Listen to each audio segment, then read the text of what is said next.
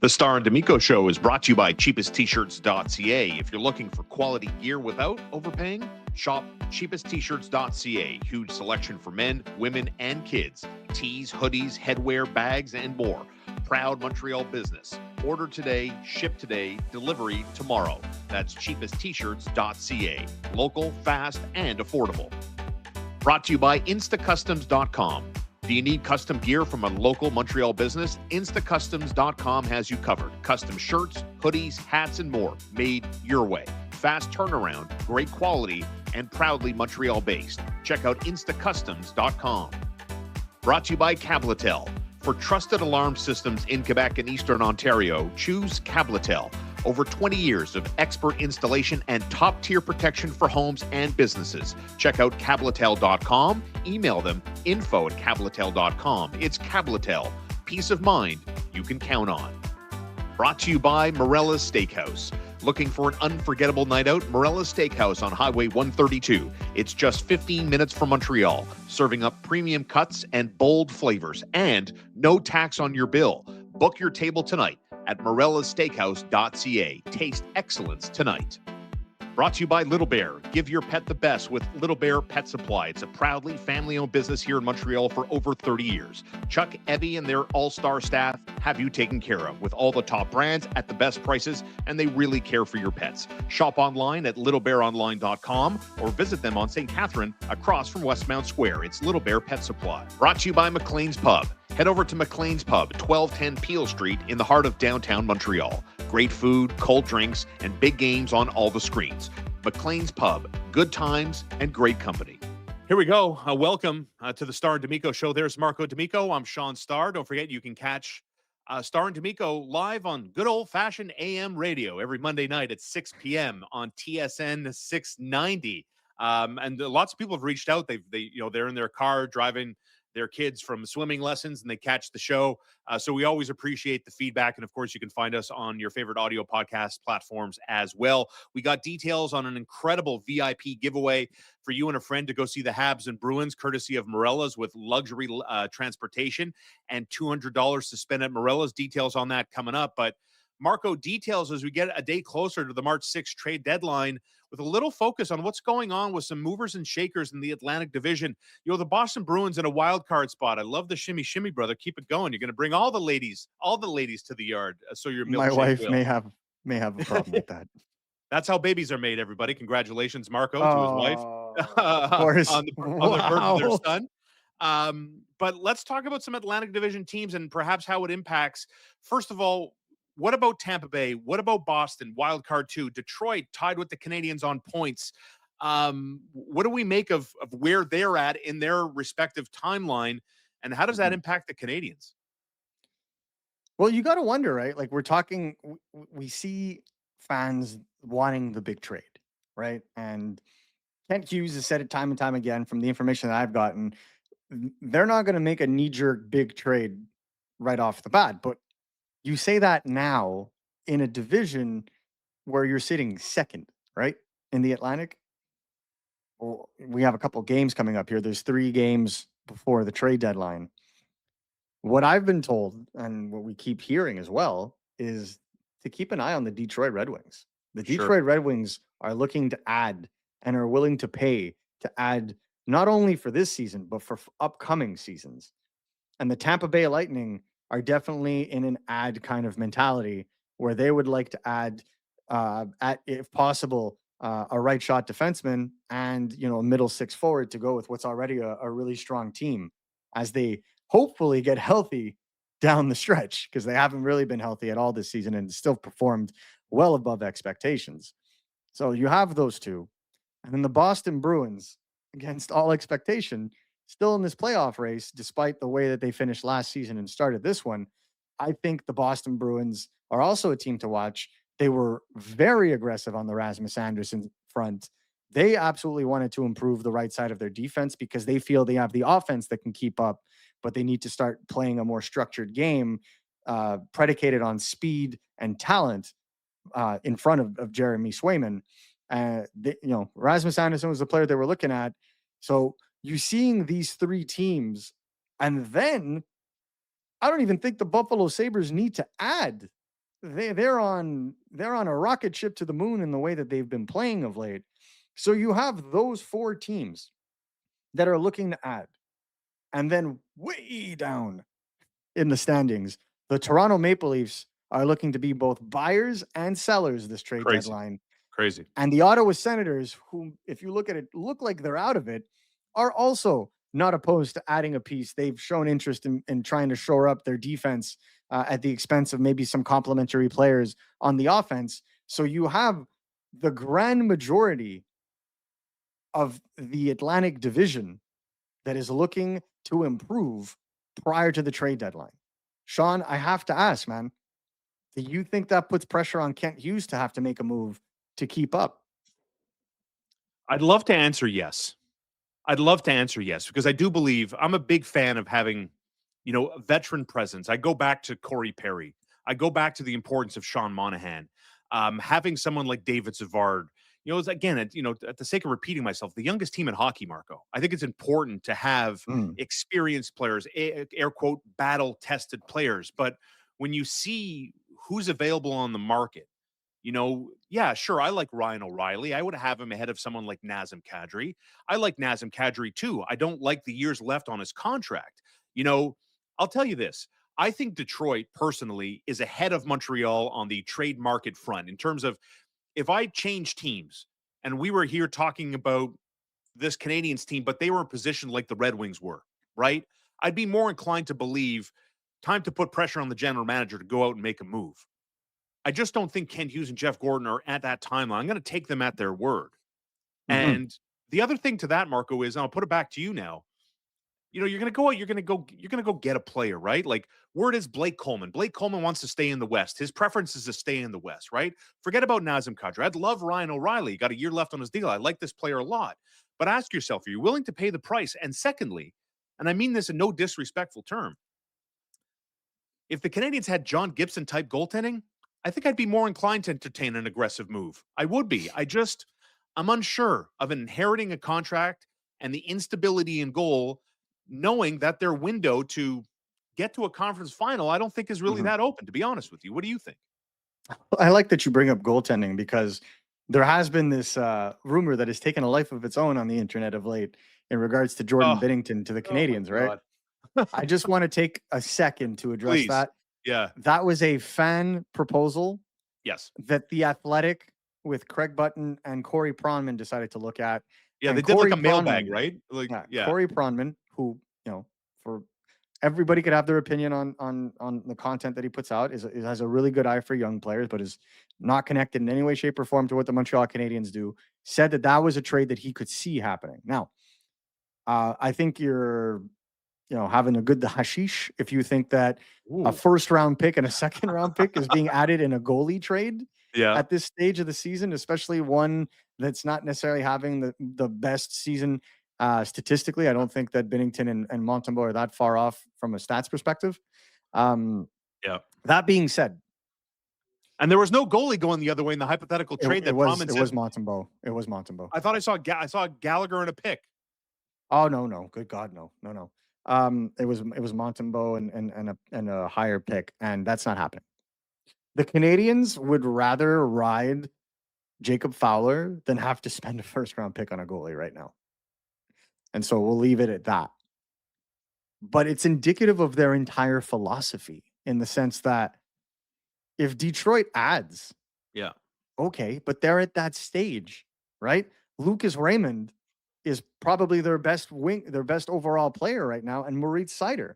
Those two players were drafted in 2019 and 2020 and are core pieces, along with Dylan Larkin, who is getting really close to 30 now, right? Yep. It makes sense when those guys are reaching high levels of play, on top of Gibson finally giving them the saves that Steve Yzerman was calling for over the summer. That makes sense. The Boston Bruins are just trying to keep it going for as long as they can. That's understandable. That's their philosophy. You look at Tampa Bay. Tampa Bay is forever dangerous because of their cap structure and the elite players that they have on it. How long that lasts, I don't know. I learned never to bet against them at this point. That's right. I get them, but I'll give you an example. Who is more under pressure right now to make a move before the playoffs? Steve Yzerman. The Montreal Canadiens Yeah. or the Buffalo Sabres? Ooh, that's a great question. I don't think there's a clear answer in my mind. Like, we spoke about I this don't think so either. in regard, Buffalo, like, even if, like, first of all, I'm gonna ride or die with Alex Tuck. I'm not trading the guy. Clearly, No, speaking as Buffalo now, I haven't made the playoffs, brother, in almost but 2 decades, 14 you're years. gonna bring my own point to fruition, but keep going. But I'm gonna ride or die, and I'll deal with Alex Tuck when I need to deal with Alex Tuck. Mhm. But I think, where I would draw the parallel to the Canadians, and you can pick up where I leave off here in a second, is there's something about there's two things for me. I don't want to run my business based on what the guy on the other side of my fence is doing, right? So Think so. let Detroit do what they need to do. Let the Lightning do what they need to do, right? And the other point that I would make here is I want to reward my guys for a job well done. You guys have been a great team, Buffalo and Montreal. You're doing unbelievable things in this competitive, congested landscape. I kind of want to leave it up to these guys to complete the story, Marco. That's how I see both teams right now. Yeah. Well, I think for the reasons that you just pointed out, the fact that Buffalo hasn't made the playoffs in so long, and the fact that they're probably going to hold on to Alex Tuck as their own internal rental, Right. they're going to want to not only make the playoffs, they're going to want to make noise in the playoffs because then they're going to want to retain Alex Tuck and they're going to want to prove to Alex Tuck that you know what? What's it If he going to? We're asks talking for, $10.5 million for this guy. of course. Yeah. And in this market, do it now before it's too late. Don't even get to the summer, man. They will regret it because players like Alex Tuck are very, very, very, very difficult to replace. Very difficult to replace. And sometimes I can understand the shell shock of thinking, how could he ask for that? He's barely a point per game player. Well, the goalposts have shifted for free agents.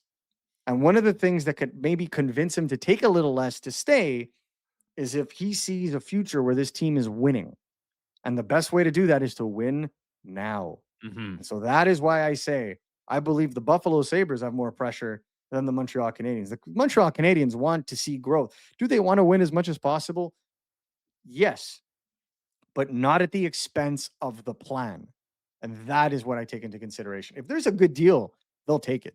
If there is a good deal, a deal that makes sense, a la Dobson, where the cost certainly doesn't outweigh the benefit, then I could see them doing that. Mm-hmm. But do I think that they're going to throw a first round pick at a goalie as being suggested? No. No. Do I think they're going to go big game hunting on defense? I would be shocked. Right. Do I think that they're going to throw top assets for a rental or a player that is on the wrong side of 32? I don't. Unless it's an offer, it's a situational offer that is too good to pass up. Mm-hmm. And so that is why I say I don't feel like the Canadians are in a point that they're going to react. But I think what's going to happen is that the aforementioned other players in the Atlantic Division, when one team is going to make a move, you may see it subsequently come one after the other. And because there's a lack of rentals on this market, a lot of those players got signed over the last, Mm-hmm. trying to do math quick, 8 months. It makes it almost impossible to kind of try to find these players in free agency this summer. You have to go by way of hockey trade, and those are always more expensive than a simple rental trade. And I think that in and of itself will price the Canadians out because I think that they're far better with keeping those assets. And if a trade doesn't materialize now, then so be it. But you would hate to get to the summer and think you traded a high pick or a really good prospect for a quick fix, and then the perfect player that you would have needed to finish your top six or to round out your top four becomes available, and you don't have the assets to do it. Robert Thomas. I think that's a money point. Do you think at all that there's a risk of being left behind this season? And are we having a different conversation in 2027 on this very Yes. topic? Oh my God, yes. In Oh my 2027, God, we're having a very different conversation. because I mean, the Because in Canadians, 20 again, I don't have to tell you, they're second place in the Atlantic Division. Like, how much better are they going to be, right? I think they could be a lot better, but I think that improvement has to come from within to a degree, Mhm. because one of the things that Kent Hughes has made a habit of saying over the past couple of years is he doesn't want to go and acquire a player that's going to be a blocker for a young player that they've invested a lot of time and effort into developing, right? And I think we need to remember that, because it is exciting. It is great when you see a team that wants to go for it, right? Yeah. Like look at Detroit. Detroit is going to be aggressive. We know Agreed. this. They're going to Yeah. be aggressive. That they go get a top 4 defenseman or a top 6 center or both, they're going to go for it. But the reason is they have been accumulating young players. Oh my God, since I lost my hair, like it's 4 score and 7 years, but at this point, right? Yeah. Like they just keep acquiring young assets, and I think they have the expendable assets at this point to be able to go out and make those kinds of moves. I don't feel like the Canadians are yet there where it's time. With Dobson is different because a top pair right shot defenseman generally goes for more than what Noah Dobson was acquired for. And you can look at it historically. And I guess that's an opportunity you can't pass up. I get Kent Hughes. And I think that's exactly what it's going to take for him to make a move to add to this roster before this trade deadline. Could he make a move to bring in a little bit more experience or depth on especially on the right side of the defense at forward, maybe a role player to help with faceoffs? Maybe I feel like they've already done that with Dano, but maybe do they try another? That's possibly on the table. But I sincerely doubt that if the Boston Bruins or the Detroit Red Wings acquire a top 4 defenseman, that would make the Canadians blush in any way or panic in any way. What I think it would do when fans see the price is cement the vision that Kent Hughes and Jeff Gorton have for this team. When we talk about Atlantic Division teams, right, like with the focus on where Detroit is in their timeline, the Bruins, as you point out, trying to do whatever it takes just to keep this momentum rolling in the right direction. The Lightning being in that Stanley Cup contending team conversation, along with a couple of teams from the West. With the big names, Marco, that we've speculated on, that national insiders have talked about seemingly for months now, is there any chance anyone in the Atlantic, any one of those teams? Hello, who's that? This is Harry. Who? He Harry. likes to talk. He I likes like to talk. Harry. He's a handsome boy. Is there any chance Detroit, Boston, Tampa Bay that they're legitimately in on Kadri, with the latest being the contending teams are eyeing Kadri, with Kadri putting his hand up and said, I'm willing to be moved? Is Mhm. there a match there anywhere in your mind? I could see Detroit being interested because it kind of fits the window. They're going to be in a win now scenario. I could see it, but there are Oh, better options on the table. Like you have to understand, Nazem Kadri went from being the guy that everybody talked to basically option D or E on the center market very right. quickly, right? Because Robert Thomas, Vinny Trocheck, right at the top. If Nashville decides that they're going to move Ryan O'Reilly right up there, there is now renewed interest in Elias Pettersson, and the Vancouver Yes. Canucks are taking calls Right. above Kadri. Even without retention, I would have him above Kadri. Okay. That's how I feel, right? Because if I'm going to invest that kind of capital, there better be some runway. Mm. And that runway better not be at risk of descent. And I think that's where it is Right. with Kadri, right? And the Kadri descent would come quicker than Pedersen, right? I mean, considering the age and how much money he With made. respect to the athlete, I wouldn't hold it against a fan that would look at Nazem Kadri and question whether that descent has not already happened. Interesting. And so, like, I personally think he can bounce back, but the way it's looking, I mean, you could assume that he's having an off season, right? So, Yeah. Right. do you really want to pay top assets for a player that's going in the wrong direction? Whether it's because of his team, whether it's because of him, who knows? But right. And I think what happens now is you're going to see a level of desperation increase as some of these chips get taken off the board. And that's where I strongly believe the Canadians will not panic to try and keep up. And You mentioned 2027. The Canadians do most of their good work in the offseason. I feel like Right. that's the best way to do it because there are more options, there are more conversations, there's more flexibility.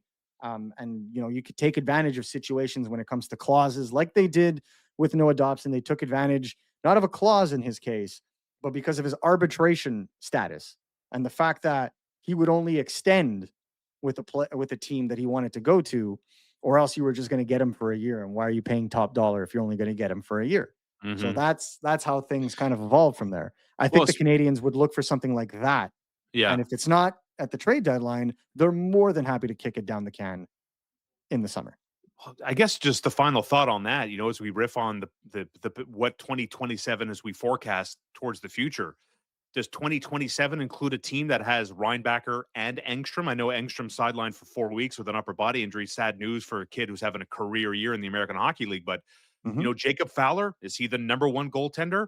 Is David Reinbacher and Adam Engstrom playing regular? I mean, this is a congested lineup as it is. So there's got to be room there somewhere. And Michael Hage up front, like But you there's, see, that to me is when your overabundance is going to be there and you're going to have way more information to work on. yeah. That's when enlightened decisions can be taken. Because if you do it early or earlier before you have the right kind of information, there is room for mistake. And I'm not saying that Kent Hughes and Jeff Gorton are any way, shape, or form unintelligent men. Quite the Yeah. opposite. Yeah. But what I would venture to say is they understand that perhaps it is not in their best interest to give away assets at a point where they don't have enough information on it, Hmm. right? They felt comfortable giving 2 first-round picks along with Emil Heineman for Noah Dobson because they did their due diligence on what they believe those 2 picks would net them in terms of prospects at that draft, and they decided that those 2 picks and Emil Heineman's ceiling combined would not be worth what Noah Dobson can bring, and that's why they executed that trade. Well, I feel if you're going to be trading prospects, you need to have the same kind of visibility and approach with that information. I guess game day for the Canadians against the Islanders should be fun for the both fan bases. They've been chirping at each other all season long. What Emil Yeah, Heineman was doing, shot out of a rocket. Noah Dobson makes a mistake. The Islander well, fans jump on the Habs shout fans. out, I'm ready for tonight, man. shout out of a rocket. I would very much like to say formally, and I hope that y'all clip me, quote me.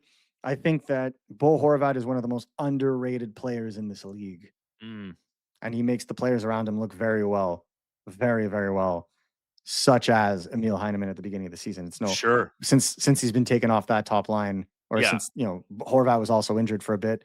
It kind of impacted his offense. But I don't think the Canadians. I think the Canadians sleep very easy to this day, having done that deal. I think it may simply just be a topic of conversation for Islanders fans.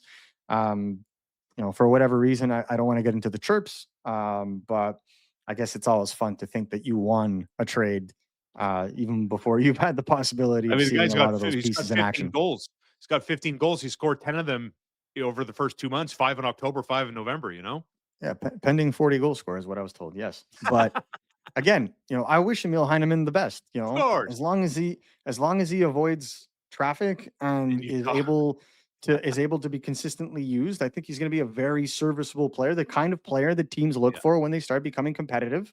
Yep. So that's fine, and power to him. And I hope he has a fantastic career. But I don't think the Canadians are losing sleep on a Noah Dobson, and they were sure of that move when they made it. And that's exactly what I think they're going to do. If they do any trade, it's because they're sure of it, not because of the influence of the outside. Make sure you check our pinned comment in the comment section. I'll link you directly to our Morella's Steakhouse giveaway. 2 tickets to see the Habs and Bruins on March 17th with luxury transportation to and from the game and $200 to spend at the best steakhouse at Morella's, Highway 132. That's 15 minutes from Montreal. Marco and I will be broadcasting live from there on March the 12th. Good stuff as always, brother. Looking forward to our live show coming up following the Canadians. Game 1 of 25. Let the second half of the season begin and the grind is back on, my good man. Thank you. I better have a scotch that night. I'm telling you right now. I think we could definitely take care of that. You got lots of options there. No doubt. Thank you, Morellas. I'll be taking advantage. We'll see you later. Bye.